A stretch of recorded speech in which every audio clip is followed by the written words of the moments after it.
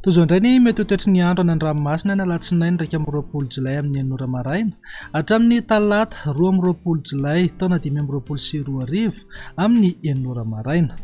Foana ny fampitandremana noho ny amafin'ny rivotra any an-dranomasina na izany tsy izany aza dia entanina trany ireo mpampiasa ny ranomasina sy ireo mpiandrika mba hitandrina rehefa mampiasa izay ranomasina izay. Ny toetry ny andro amin'ny morontsiraka atsinanana tanjona bobaomby hatrany amin'ny tanjona angotsy anorana malefaka somary miatoato ho avy atsimo atsinanana ny rivotra ka 20 hatramin'ny 70 km isan'ora hahatratra 70 km isan'ora indraindray any avaratra i Voemara. Aherin'ny ranomasina amin'ny ankapobeny avy mionja 2 metatra sasany hatramin'ny 3 metatra isy alon-drano avy atsimo atsinanana. Tanjona angotsy hatrany Mahanoro anorana malefaka miatoato ho avy atsimo somary atsimo atsinanana ny rivotra ka 20 hatramin'ny 30 km isan'ora. Anonjaben'ny ranomasina avy nionja anodidina 2 metatra isy alon-drano avy atsimo atsinanana.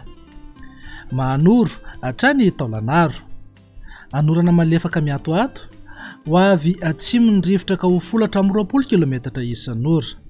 Ho avy atsinanana kosa izany any atsimo Manakara ka manodidina eo amin'ny 10 hatramin'ny 20 km isan'ora hatrany.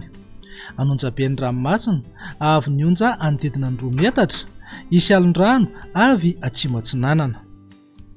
Taolanaro hatrany amin'ny tanjona Vohimena anorana tandrifin-drahona vitsy indrindra ny alina ho avy atsimo atsinanana na atsinanana ny rivotra ka 10 hatramin'ny 20 km isan'ora hahatratra 30 km isan'ora indraindray rehefa manalavitra amin'ny morontsiraka.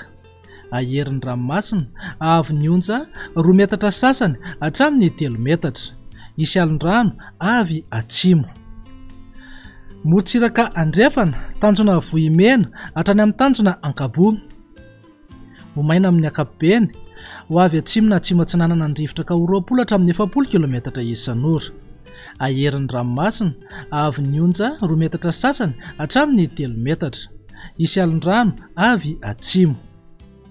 Tanjona Ankabo hatrany amin'ny tanjona Vilanandro Andrahoana vitsy ho avy atsimo na atsimo atsinanana ny rivotra ka 10 hatramin'ny 20 km isan'ora hahatratra 30 km isan'ora indraindray indrindra ny alina. Anonjaben'ny ranomasina avy nionja 2 metatra sasany hatramin'ny 2 metatra.